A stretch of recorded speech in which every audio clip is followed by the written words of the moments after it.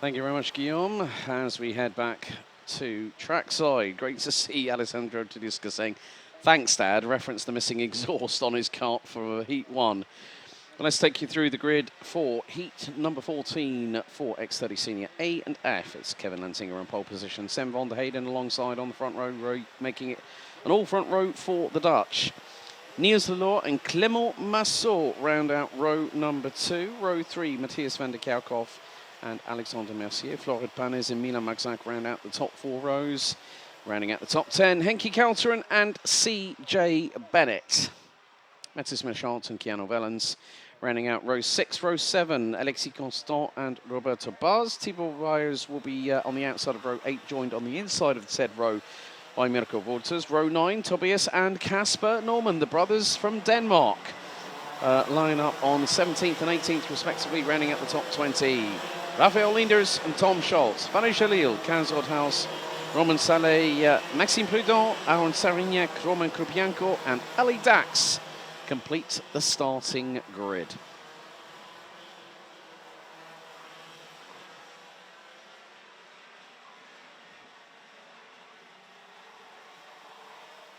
And there you see the wonderful aerial shots provided by our drone up in the skies, providing a new air of the coverage that has really put things into a different perspective. When we started once again covering under live stream. A big thank you to the team at Camp Company GmbH, who are also providing live timing and scoring along with the live stream coverage for another season of cooperation. And it really gives you an air and anticipation and seeing some great overtakes. But it is going to be the case. Can Matthias van der Kerkhoff put in a 4th victory? Even if he does, it might not be enough, but it depends on what happens in the final heat, because Otto Paikkonen will be in competition for that one.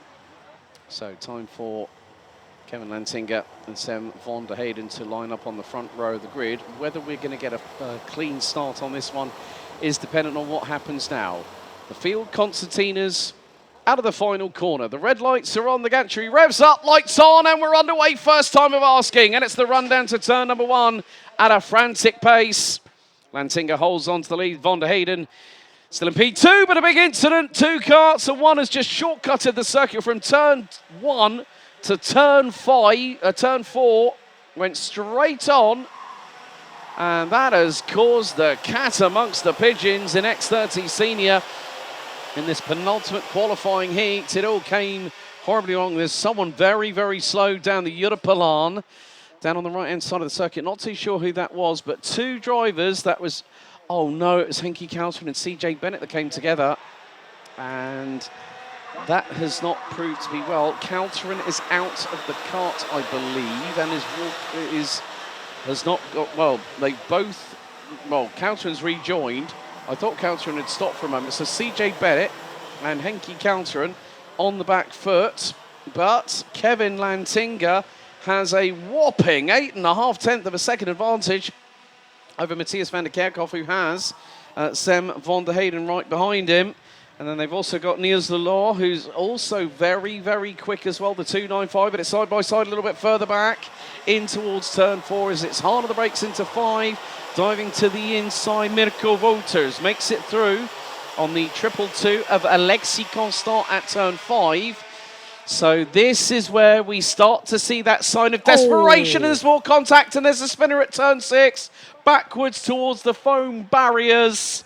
Oh, it's going horribly wrong for some drivers who, unfortunately, at this point, will not make the A final at 4 o'clock this afternoon. Et voilà une manche qualificative qui a démarré sur les chapeaux de roue, peut-être un peu trop fort d'ailleurs, à en juger par le nombre d'incidents et de petits drames ci et là qui sont en train de perturber un peu les plans des uns et des autres, et notamment Henki Kelteren. J'avais bien peur pour tous les fans du pilote néerlandais, a dû renoncer en revenant dans la pit lane, comprenant que malheureusement après son incident avec J.C. Bennett, qui est toujours en piste semble-t-il, eh bien ça ne servait plus à rien de tenter quoi que ce soit. Il valait mieux peut-être sauver le moteur, économiser un peu de carburant et surtout économiser les pneus en vue de la finale qui se déroulera sur le coup de 16 h de la catégorie senior.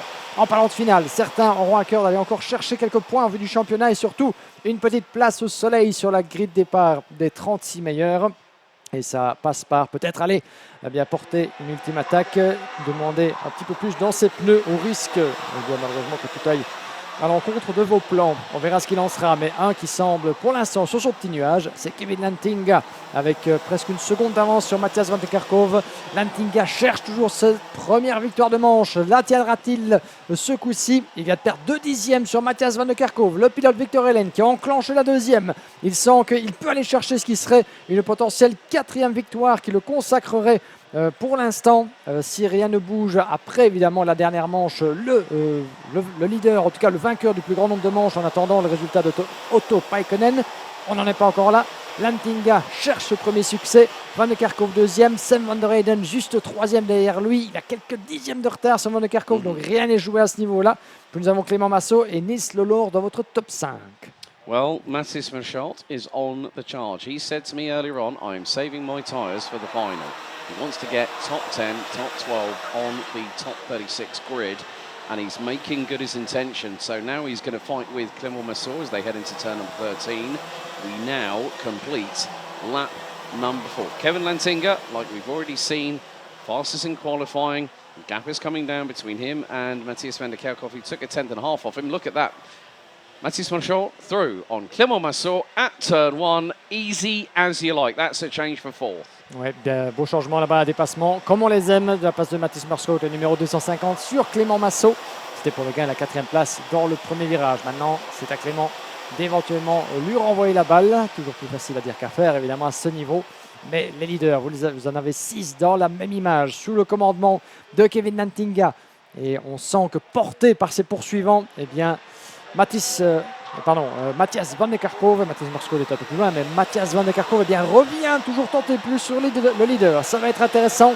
Les dernières manches tendent évidemment à nous faire confronter les pilotes les plus rapides de la séance qualificative, dispatchés en différents groupes. Ce sont vers la dernière manche qu'ils s'affrontent et qu'on voit un peu le rapport de force entre les favoris.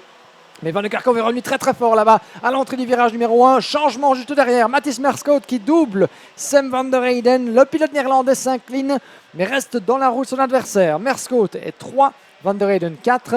Et Clément Massot qui observe tout ça de pas très très loin derrière avec Nils Lolor juste derrière également. Lolor qui a perdu un peu le contact sur le 268 au volant de son châssis TB Kart.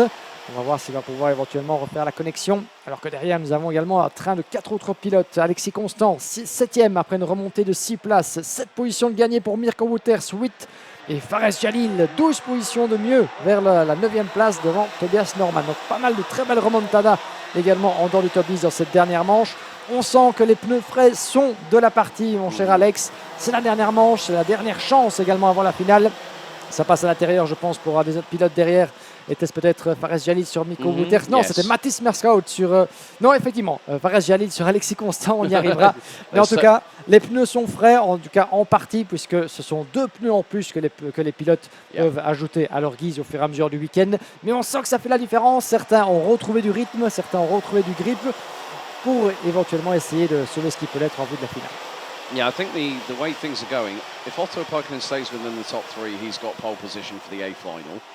Matthias van der Kerkhoff, 3 wins, on course for a possible 2nd here. He might get a 4th win, but it's just dependent on whether he is going to go all guns blazing. If he's conserving his tyres, then that is actually quite a good strategy that he's doing now. I mean, the first 4, the first 4 heats that he's had, okay, the first one didn't go quite to plan, but 2nd, 3rd and 4th heats have gone really, really well. They come across the line with 3.5 minutes to go.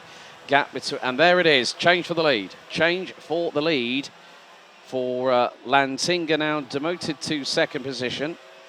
But what if a certain driver from Kart Club Roosendaal catches them and gets past them, because Mathis Merschalt is there. And a nice little move by the 277. Niels Lolor has just been passed by Fares Jalil for 6th position. And now we have this opportunity, this wonderful battle at the sharp end of the field with just under 3 minutes to go. And through goes Mathis Merschalt from KCR Racing, through on the number 332 from the Netherlands with Croc Promotion, Kevin Lantinga. So I think Mathis Merschalt might have told me a little porky pie earlier on, because that kart is cornering on rails. So maybe he's decided to make sure that the rears are scrubbed, ready for that final. Of course, yes, it's one race rather than some drivers that will have gotten into the top 36 that might have used their tyres for their first set of rotation this morning. But it is going to be the case that we've just been given notification that the 287, Mino Maxat, was the one that shortcutted the track and will be placed last once the checkered flag falls. A shortcut is a shortcut nevertheless, so Mark Zak was at full velocity, didn't really have enough time to slow down and rejoin the circuit at the same point. But there is another change. Looks like Faris Jalil has just got past Clément Massot. En effet, avec moins de 2 minutes et un tour restant, Massot qui concède une nouvelle place à l'avantage de Fares Jalil, une 16e place de plus dans l'escarcelle du pilote belge 277 qui se retrouve maintenant en 5e position et plus très loin d'ailleurs, quelques dixièmes de Sam van der Heyden. On gare au retour de Fares Jalil qui survole ce peloton par la grâce d'une moitié de train de pneus neufs. Ça aide toujours évidemment, c'est le petit coup de pouce dont Fares avait besoin après un week-end qui jusqu'ici ne s'est pas déroulé sans doute à la hauteur de ses espérances. En revenant brièvement aussi sur les points en cours et sur l'état du classement provisoire, mon cher Alex, Matthias Van der Kerkhove, votre leader, qui va tenter de le rester avec 4 dixièmes d'avance. Et regardez comme Mathis Marscott est proche. C'est important pour Matthias Van der Kerkhove d'aller chercher cette victoire. Ça signifierait un 4e succès en 5 courses, sachant qu'il a dû abandonner lors de sa première manche. 4 victoires, ce serait le maximum qu'il puisse aller chercher. En attendant, le résultat de Otto Paikkonen, le Finlandais. Otto Paikkonen a 3 victoires, mais il a également une 2e place en plus. S'il gagne sa dernière manche qualificative avec cette 2e position, Otto Paikkonen sera, quoi qu'il arrive, le poleman de cette catégorie senior. Mais, et c'est à prendre avec évidemment un mais de circonstances, il doit gagner cette course. On ne souhaite pas évidemment Otto Paikkonen, mais si ça ne se déroule pas comme prévu, imaginons qu'il ne puisse pas terminer cette épreuve, et bien dans ce cas-là, ça pourrait peut-être aller du côté de Matthias Van der Kerkhove. Ça reste évidemment à décider, évidemment. Dans ce cas-là, la qualification, s'ils se retrouvent à égalité, c'est la qualification qui fera la différence. Mais pour l'instant, disons que Otto Paikkonen, la pression sera sur ses épaules d'égaler le possible résultat de Matthias Van der Kerkhove, qui doit aller jusqu'au bout, qui doit aller chercher cette victoire. Nous sommes dans l'avant-dernier tour. Il aura une rotation de circuit en plus juste après et il aura fait le job qu'il était censé faire, qu'il était condamné à faire après son abandon. You've got a very good point there. I mean, yeah, Matthias Van der Kerkhove had an engine problem, but we go on to the final lap of the race. Matthias Marscott is around 3.5 tenths of a second behind. Kevin Lantinga still holding on to a P3. So at the moment, with regards to Lantinga, he's had a second. He's been in third, not won a heat this weekend so far, but they come down the yellow line for the final time into turns 6, 7, 8, and then this nice little right-hander here at turn 9. But look, Matthias Marscott is keeping with Matthias Van der Kerkhove out of turn 10 for the final time into Cafe Corner, just off the brasserie and the grandstands. Will it be a runs the line? Towards the final corner go our drivers, and it will be possibly, can it be a run from Matthias Marscott out of the final corner? No! Matthias Van der Kerkhove makes it 4 wins out of 5. An unfortunate technical DNF in the opening race of the weekend, but he wins after 12 laps by just nearly 3 tenths of a second. Well done to Matthias Marscott. Best results of the weekend so far, a P2 for the 250 from KCR Racing. Kevin Lantinga for Crop Promotion hangs on to P3 ahead of Faris Jalil, who made up 17 places from 21st on the grid to finish in 4th, ahead of Sam van der Heyden. Clément Massot, Tobias Norman up 10 places to finish P7.